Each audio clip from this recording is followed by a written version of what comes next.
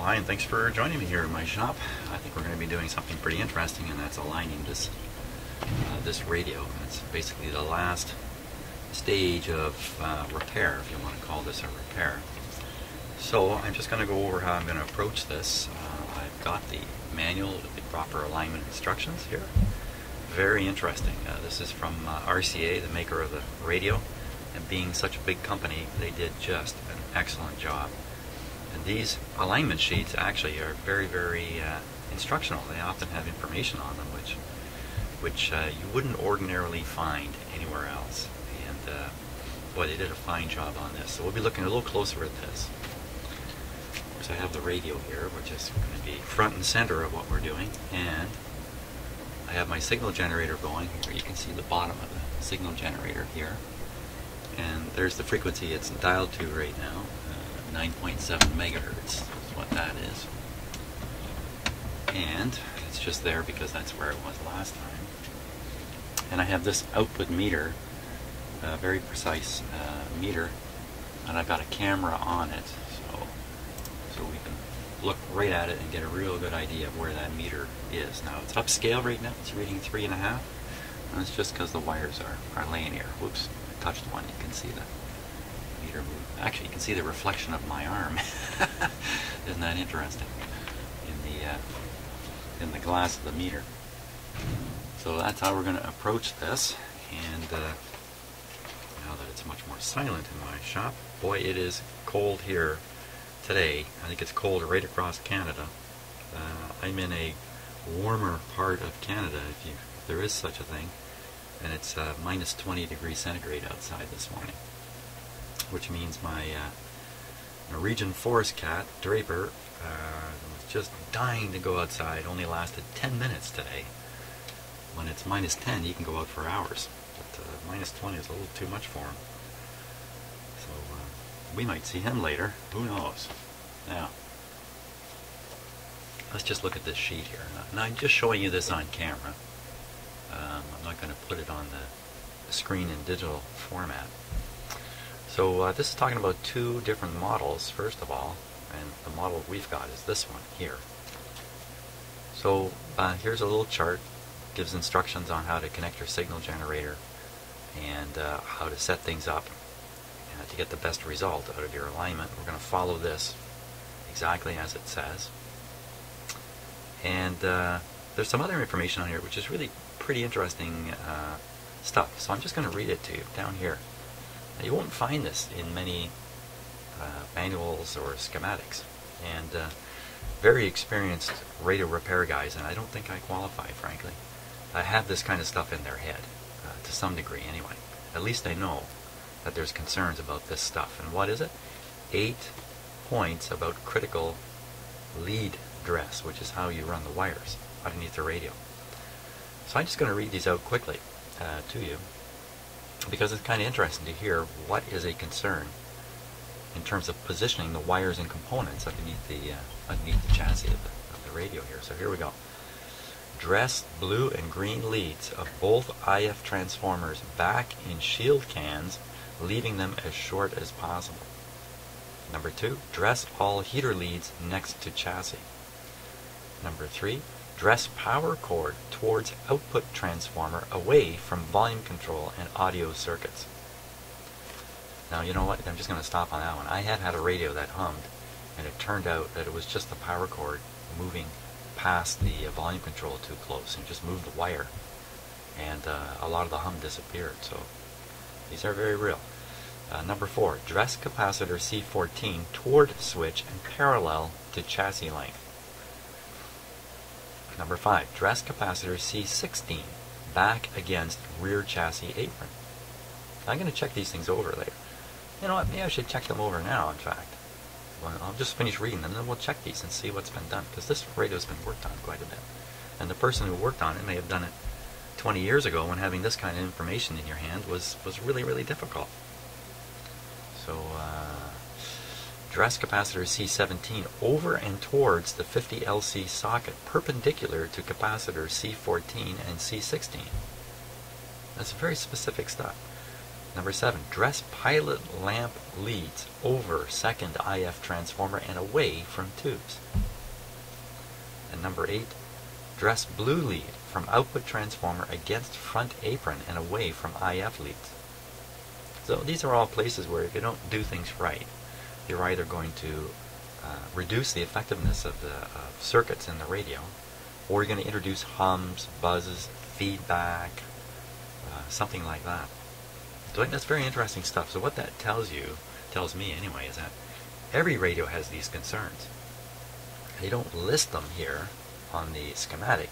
You don't know what they are. So as you work away on the radio and you decide, I don't have to put this capacitor here, this is awkward, I'll move it over to this other spot, you may be violating some kind of rule like that. And of course, that complicating factor is that modern components are smaller than the old guys, and they provide more opportunities to move them around, position them differently, or sometimes you're forced into positioning them differently because they're so much smaller and the leads are so much shorter, that kind of thing. So when you get all done, and this has happened to me, you get all done and there's a hum in the radio you can't seem to track down, it's going to be something like this. So here's another one that's really interesting. Intermittent distortion. When servicing these receivers, check position of capacitor C16, which is between the 12 SQ7 plate and the 50 L6 grid. It should be positioned in a manner to prevent the possibility of contact with a loop antenna mounting screw, which protrudes through the chassis at this point. So I think what's happened here is they've manufactured this radio and then discovered that in some cases the clearance between a couple of points here was just a little too low, and once in a while the clearance becomes a contact. And especially after people have been working in the bottom of the radio and the like. Lots of really interesting stuff on here. And, you know, I really encourage people to do what I have to force myself to do, which is read these things fully, from top to bottom, all the little nodes and stuff like that. Like, for instance, down here in the alignment chart, partway down, there's a little asterisk. There it is, asterisk. And it points to this note, and this note says, do not readjust T2 when test oscillator is connected to C1. And what they're really saying is, as you move through the various tuning stages, in this particular case, don't go back and touch it up. There's a good reason for that. Well, that's a normal thing. Most people, when they do alignments, you move your way through the radio, then you go back and do it again, you go back and do it again. If you're not careful with this radio, you'll actually go back and undo something. And I won't get into all the details of that. Now, last thing, before I bore the heck out of you. Output meter alignment, which is what we're going to be doing. That's my output meter here. If this method is used, connect the meter across the voice coil and turn the receiver volume control to maximum. So we'll be doing that. I may not want to turn the receiver volume to maximum because it can be pretty darn loud with the speaker connected. But I will have it turned up. But output meter connects just to the speaker. Test oscillator. That's my oscillator up here. For all alignment operations, connect the low side, or the ground side, of the test oscillator to the receiver chassis. Keep the oscillator output as low as possible to avoid AVC action. When you are doing an alignment, you do not want a strong signal coming into the radio because it activates the automatic volume control, and that just leads to a lot of confusion about what's happening to the radio as you try to peak things and get the most out of things. It kind of fights with you a bit. Calibration scale. Check this out. Of course, you know, see there's no dial on here. It's back on the cabinet. So how do I know where this pointer is when I'm trying to make sure the pointer is lining up with the tuning dial? And here's what they suggest. Calibration scale. The glass tuning dial may be removed from the cabinet and mounted above the pointer for reference during alignment. What? Really? They want you to take the glass out of it and somehow mount it here. Well, how do you know even where to mount it? The extreme left-hand mark of the standard broadcast scale must be in line with the left-hand mark on the dial backing plate. Left-hand mark on the dial backing plate. Now, to be honest with you, I kind of checked this out before I turned on the camera, so I've already spotted these marks. But they are not easy to see. And they're unlike anything. I've never seen a radio with these marks on it.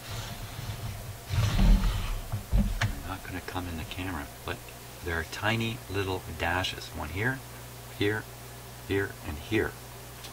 And those dial marks, which should not be visible to a person just looking at the radio when it's back in its cabinet, are quite visible here through the paint. And those marks, they appear here on this diagram. And they're labeled 540, 600, 1000, 1300. So those are the marks I can align this radio against. I don't have to get the glass scale and somehow prop it up here. I don't like fooling around with the glass scales on radios anyway, because if you break one, that's the end of the radio.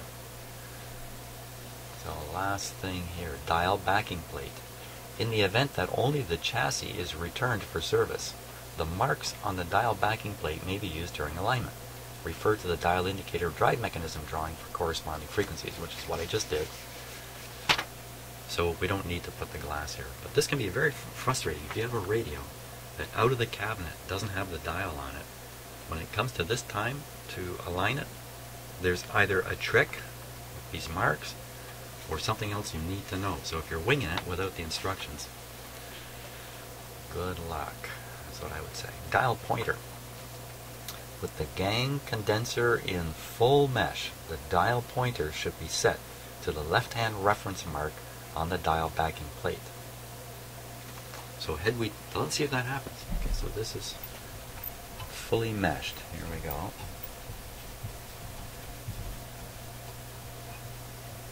And here's a mark right there. It's just to the left of it.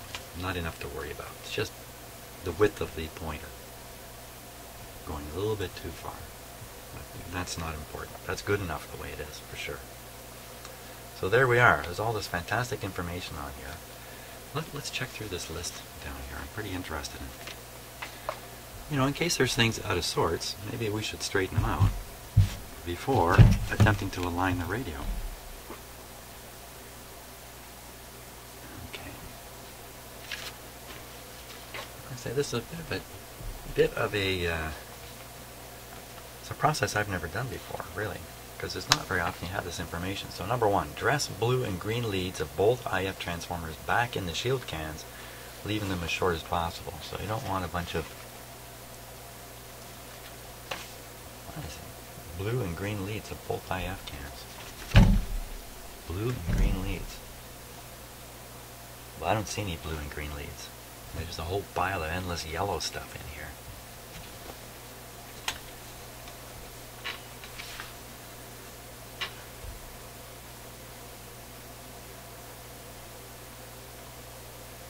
Well, I don't know what they're talking about there.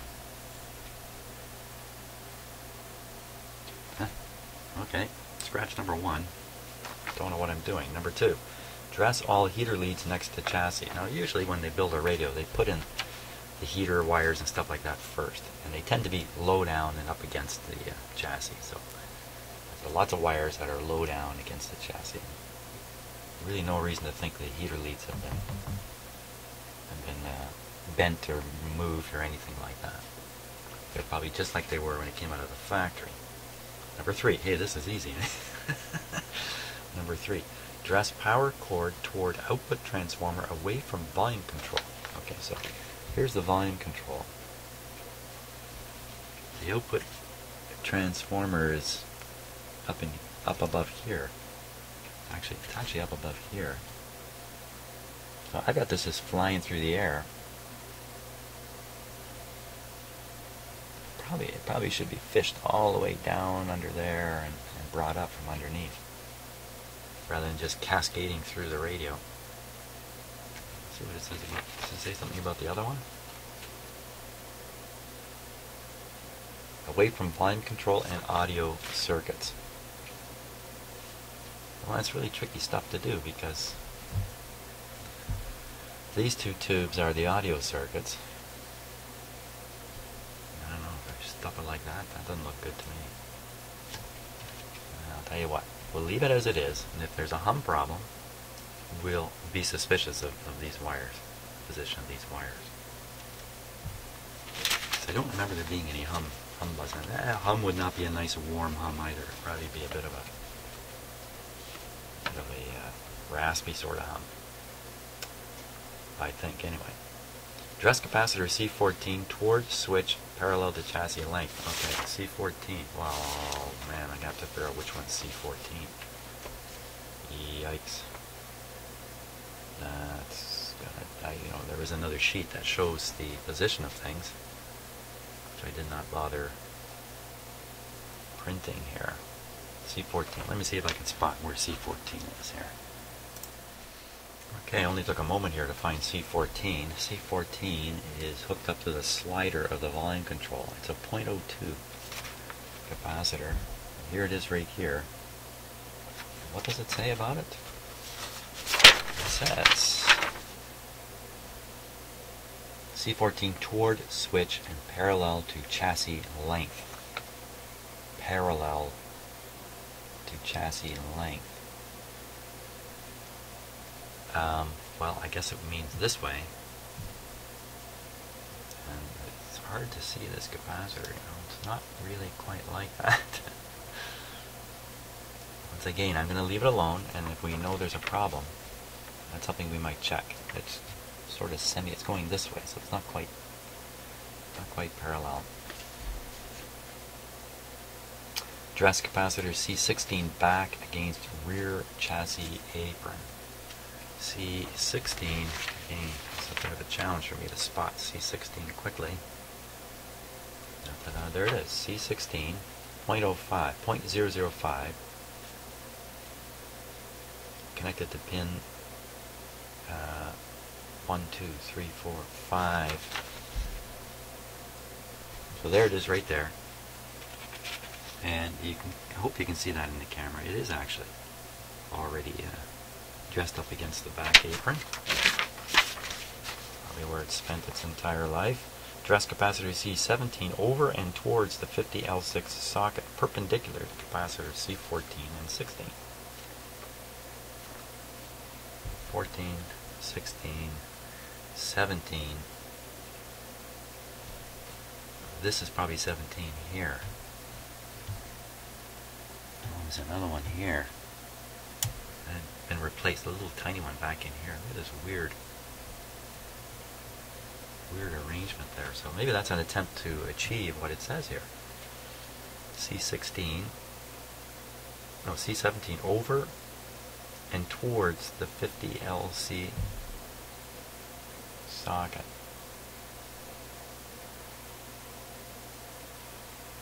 Wow. There's C17. 0.02. 0.02. That's probably a 0.02, that yellow one there. Well, it's kind of over the socket. Over the output tube socket.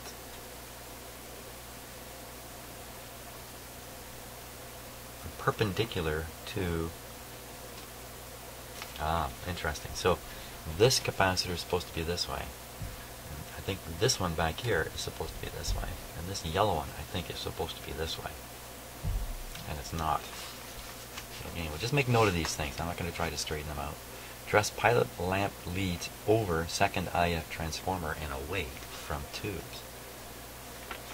Okay, so pilot lamp leads. Now there's extra pilot lamp leads on here.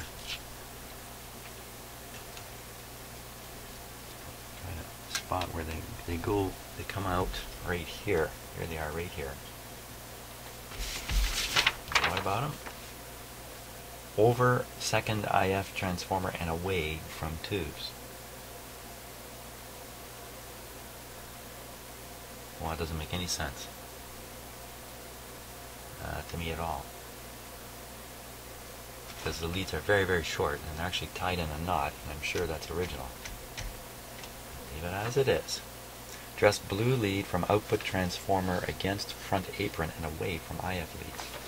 Blue lead from output transformer. Okay, blue lead from the output transformer. Yeah, blue. Okay, so they pop through a hole right down in here. There's nothing blue anymore. Output against front apron and away from IF leads. So they come through, where was it? There they are. Come front apron. These little short wires. Actually, one of them does travel up this way along the front apron. So again, I'll assume it's factory install. It was done properly at the time. So there we are. Check these things out. A couple of questions. Not taking any action. At least we know if we have trouble with funny hums, it can come from stuff like that. Okay, let's get on with an alignment here. So, first of all, connecting the signal generator. So here's the signal generator lead. Right there. And the ground side of it, or as they call it, the low side, goes to the chassis. The high side, sure, it connects through a capacitor. Connect the high side of the test oscillator to the 12 SK7 IF grid through a 0.1 microfarad capacitor. Okay, here's a capacitor.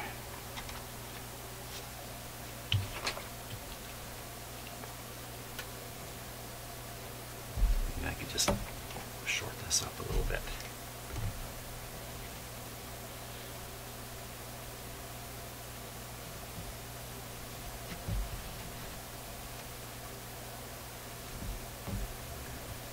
Just don't want huge amounts of clip leads running around when we're doing this. And now I got to get on to 12 SK7. 12 SK7 is that tube. This one here. And I got to get on to grid. Get onto the grid of the 12 SK7. Okay, let me figure that out a little bit here. Okay, so just checking in my tube manual, the grid is pin 4 on a 12 SK7. Pin 4. So we'll look for pin 4 on the 12 SK7. That's the 12 SK7. Pin 4, I have to see the notch there. 1, 2, 3, 4. That's pin 4.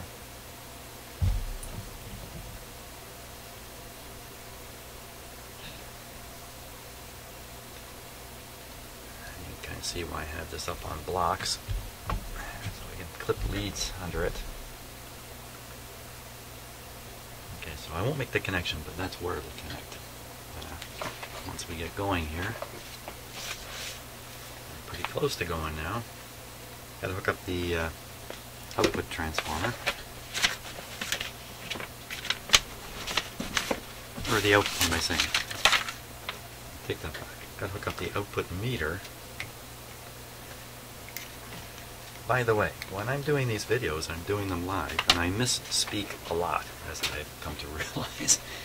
I've realized everybody misspeaks a lot. Except there's nobody here to stop me and say, hey Jim, what? You just said left. Are you sure you didn't mean right? Well, so please beware. If I say something and you go, well, that's kind of ass backwards. It probably is, but it's probably not what's in my head. This is the funny thing. You know, we do see it on other live things. I mean, it happens all the time in conversation. But you'll see it on newscasts when you know the newscaster has said something wrong, just blatantly wrong, the wrong number or something, wrong name, something like that, and they carry on as if nothing happened. Occasionally, a few seconds later, we all have this experience. You suddenly realize, oh, I said the wrong thing. It's almost as if it's being replayed through your head. But other times, no. You carry right on. In those situations, what you were thinking is different than what you said, and you don't realize you said something other than you're thinking. And I've realized now that in my life, this has led to arguments that sound something like this. I didn't say that. I'd never say that. Why would I ever say that? I know it's not like that. I would never say that. Oh yes, you did say that. Well, I don't have those arguments anymore. somebody says to me, and I'm thinking of one person in particular, you said 2 o'clock. I just get quiet now, because I know I probably did say 2 o'clock, even though I was thinking 3 o'clock or whatever it might be. So, you know, the funny thing about working on these radios is, to a large degree, I'm working on my head at the same time I'm working on these radios. So I'm not sure I'm having too much success with either, frankly. Okay, yes, at least the radios work better. Not so sure about my head. Maybe that's a better way of putting it. So, I got all ready to clip these leads on, and then I distracted myself. No, I've clipped them on. You see? You see how easy it can happen? Okay. So I think we're all set here.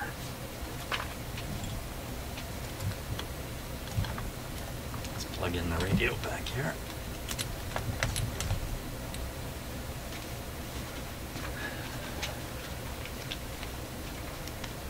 Okay, now re-aim this so you can see some interesting stuff. Now we're going to dial this down to 455, I would imagine. Yes, 455. So this is going to come down to 455 here.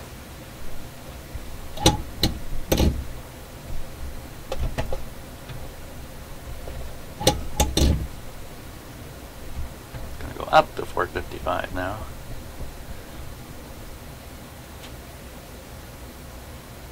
Okay, that's the intermediate frequency of the radio.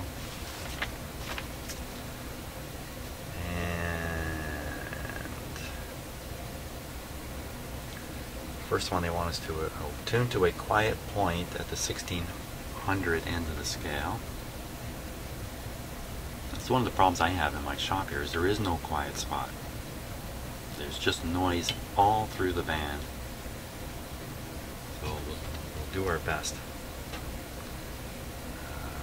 And the last thing is T2, top and bottom. Oh, I got to do the bottom.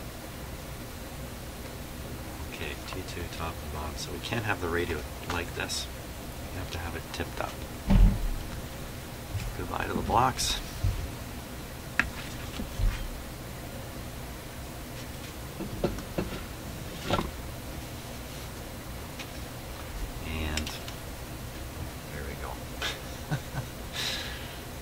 I gotta go back. What was that? What was that? It's just a ground lead for crying out loud. You didn't even see that. It all happened off camera. It's just a red clip lead popping off. Me wondering where it popped off.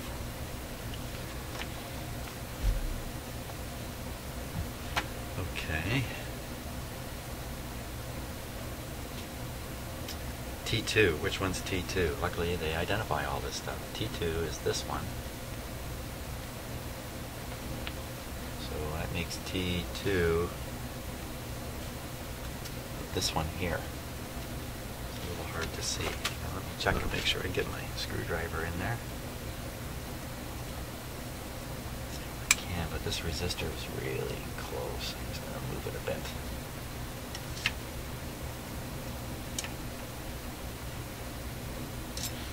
Okay, and then doing the other side is going to be a little awkward, but I have to come in from the top here too.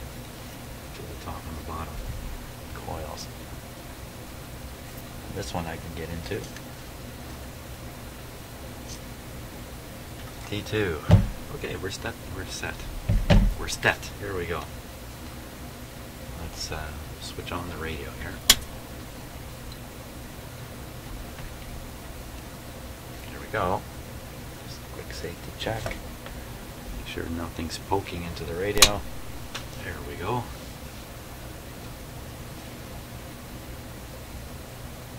Turn the volume up a little bit so we can hear it. And watch the volume meter here.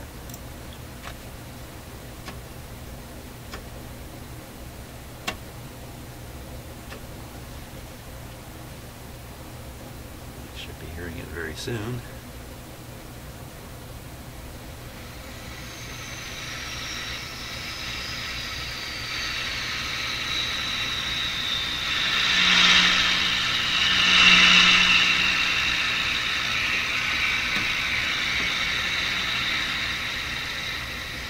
See, I'm supposed to have the radio turned up full volume. In a quiet, back in the 1950s, you could do that. But if you do that today, you just hear your computer and everybody else's in the neighborhood. Let me find a quieter spot here.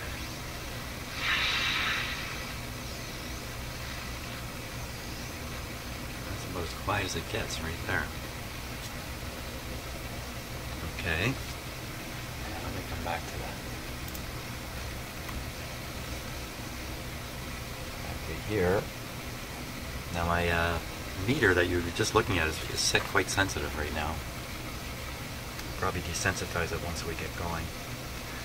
So what I'll do now is I will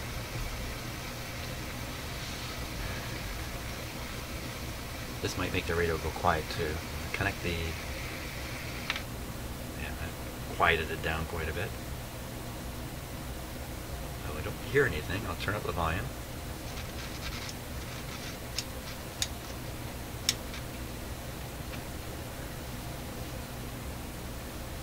We don't hear a thing, but we should hear a tone at this point. I'll tune my signal generator here. I don't hear a thing. We're off to a good start.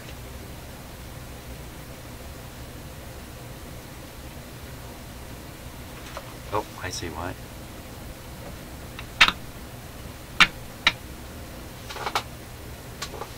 Get down the volume here. Okay, previous experiments. I have my lead connected incorrectly here. From the last things I was doing. There we go. Let's see if we hear a tone now. There's a tone. If you watch the meter,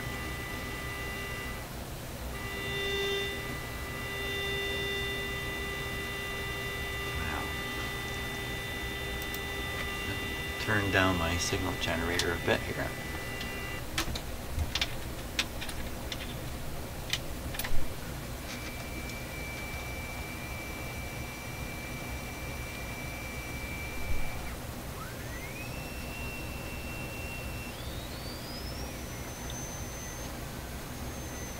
There's 455. You hear all kinds of heterodyning in there, these high-pitched whistles. All we should really be hearing is that sound there, that higher tone. That's my signal generator. Those two tones. The other tones are heterodyne from other signals coming in. It's pretty good, but it just sounds terribly. It sounds terrible. Should be a nice warm tone here. And I'm going to flip this radio up onto full power too. That made a bit of a difference. Still sounds like something is there.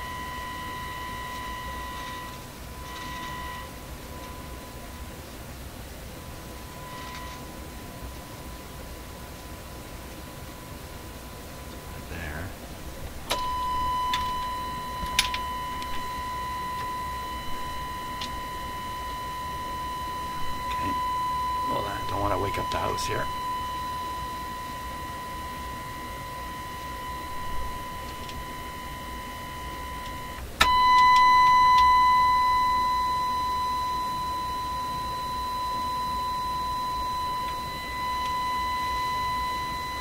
Okay, it's pretty loud in the shop here, but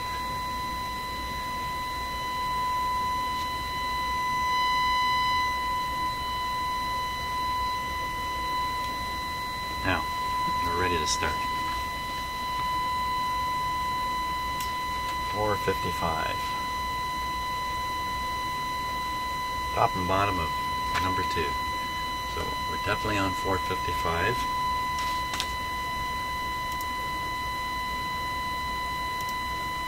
Okay, so in this view you can watch my actions and see what happens on the meter. Exactly what I'm doing. So first we'll go on the bottom of T2. See what happens here.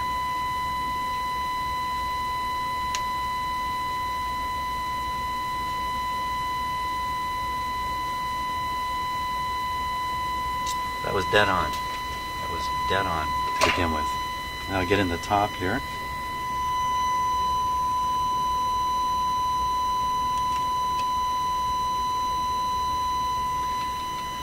Okay, and watching the meter.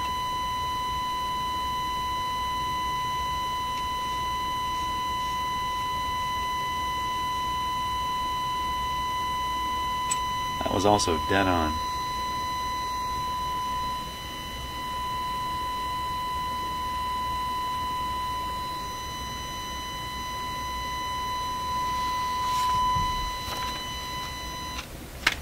Okay, my ears are ringing. Next, that was nothing. Everything was fine. I bet you that's the case with this radio, right through, because it looks like it's received some very careful servicing not that long ago in its life, like maybe 10 years ago or something. T1, top and bottom. Stator. I got to move my signal generator to the stator of C1 through the point 1 microfarad. So the stator of C1.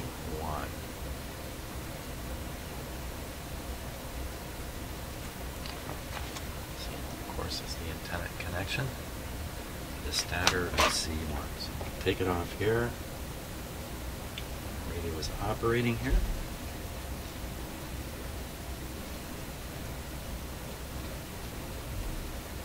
Oh, I still have to work under it, so I'm going to have to leave it up like this. Stator of C1. And C1 is the part towards the back. Right there. Don't readjust my signal generator.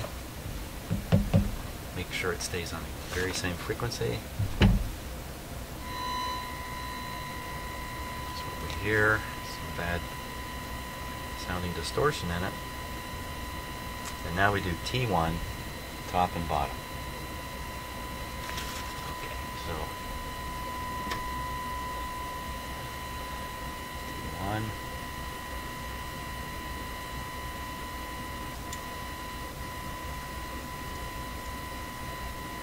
Okay, here we go.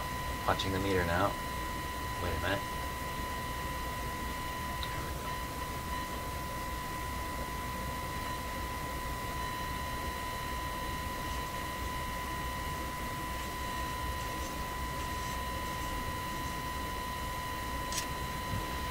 Pretty much right on already. We'll try the top.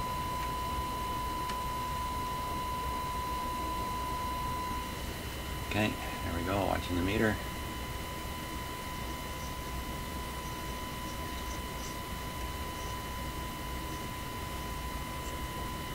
So now we know why this radio was working so well. Right from the start, it's very well aligned. So that's the end of the IF alignment. Next we do a short wire placed near the loop antenna. Okay, so I'll use my loop. And tune to 1300. Okay, so now we'll reconnect everything here. Come off here.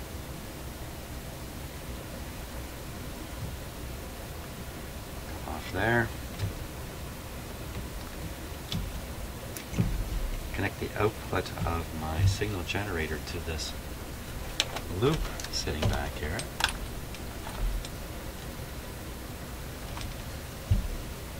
So there's no wire connection between the signal source and the radio. It's going to receive it from this loop. That's the theory anyway. Next thing we do is we dial up to 1300. 1300 is the farthest mark along there. So I cannot see it now.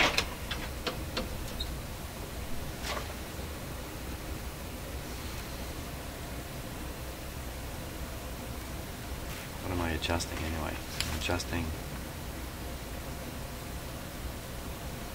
I think these adjustments are done from the top now.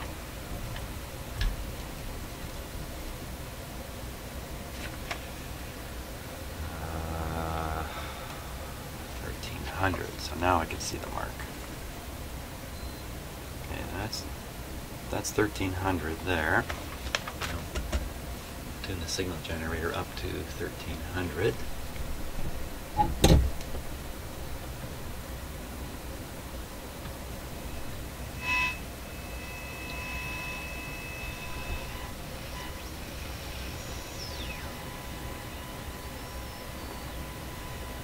So 1320 is what we're getting.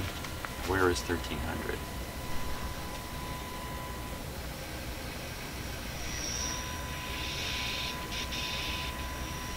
Slightly to the left of that mark.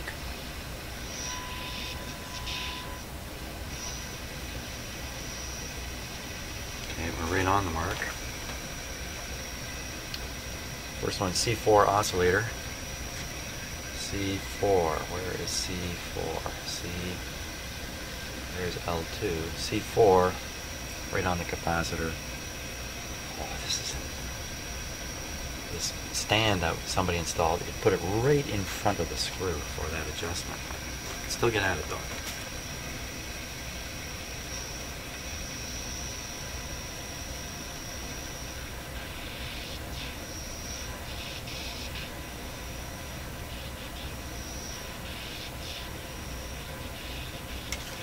Okay.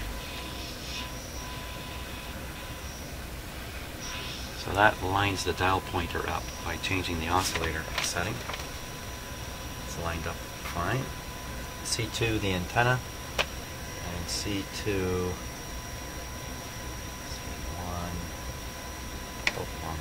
C1, C2, just this other screw. Not surprising. And we'll peek with this. Watch the meter.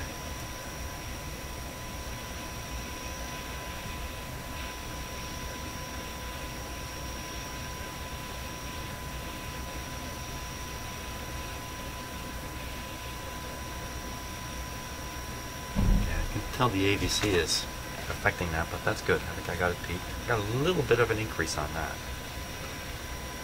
Now we're down to, we'll go to the other end of the band, 600. And we kind of do the same thing. So dial down to 600. 600 is the second line in.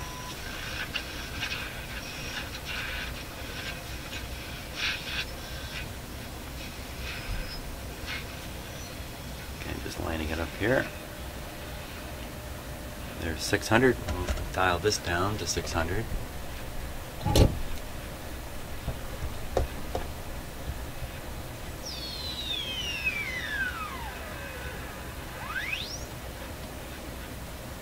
Just a touch off. Make sure this is lined up. Yep. So to bring in the 600, we L2. L2 I saw on here. Nope. L2's right there.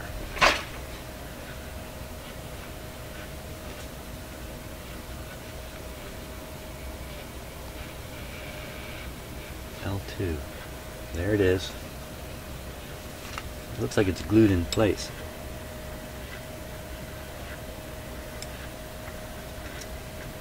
The radio is so close that even if I can't adjust this, or I choose not to adjust it,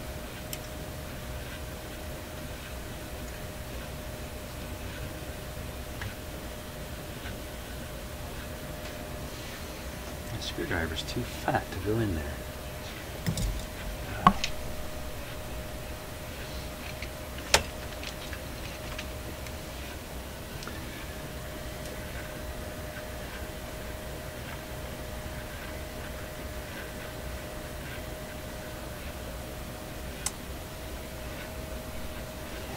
Still painted. I should just leave it alone. Here's my skinny screwdriver here.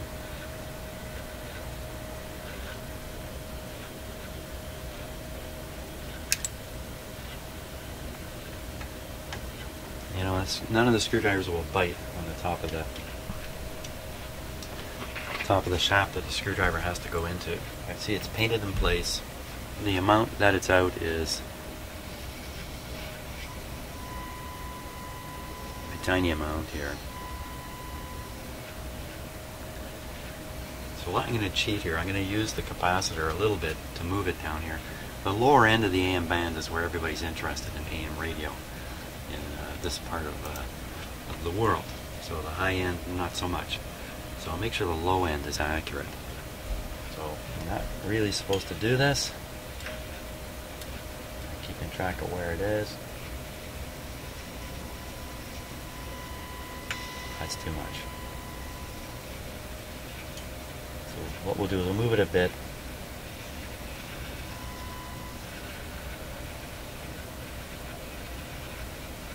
Because it may be moving a lot at this end of the band when I move the capacitor like that. There we are. And what's left on the list? Nothing.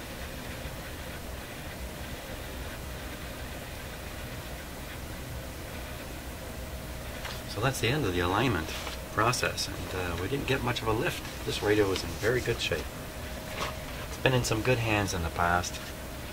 Whoever took care of it put a lot of effort into it, making the second light and all that other stuff. They did a good job on it, no doubt about it. So there we are. I think from here the radio goes back in the cabinet and we get to enjoy it. And here's the finished product. That's about an hour's worth of cleaning and buffing on the cabinet. I could have done another couple hours, I think, to really bring it up. And I think it's possible to scour Bakelite a little too much. Isn't that nice? That's fantastic. Okay, that's a great thing about Bakelite. Bakelite, unlike plastic, doesn't seem to tend to fracture and break as it gets older. So I think what we got to do here now is try this guy out. So here, let me turn down the lights. Add to the thrill of the whole thing here. Because I want to see the panel lights. Here we go. Into the darkness. Into the darkness we go. Okay, turn it on here. Hey, where's the lights? There they come.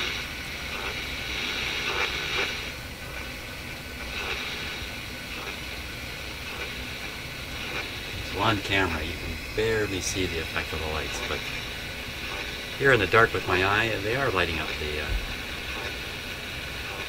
They're lighting up the dial. Not quite as bright as I would want, I think.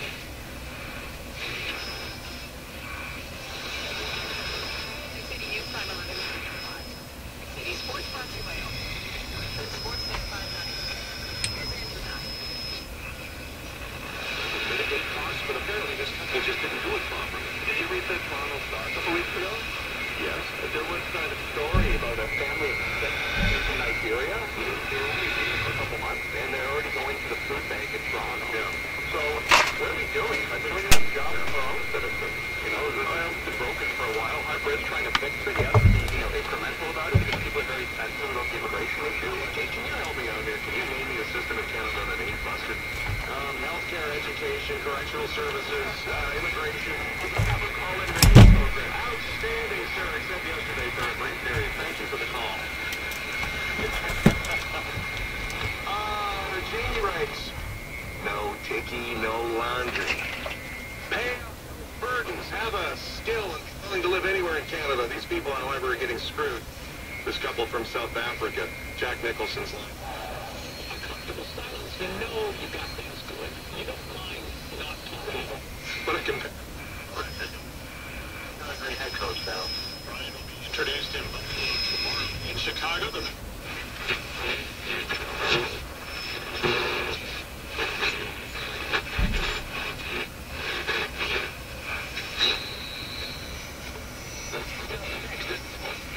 Now we continue back going cars.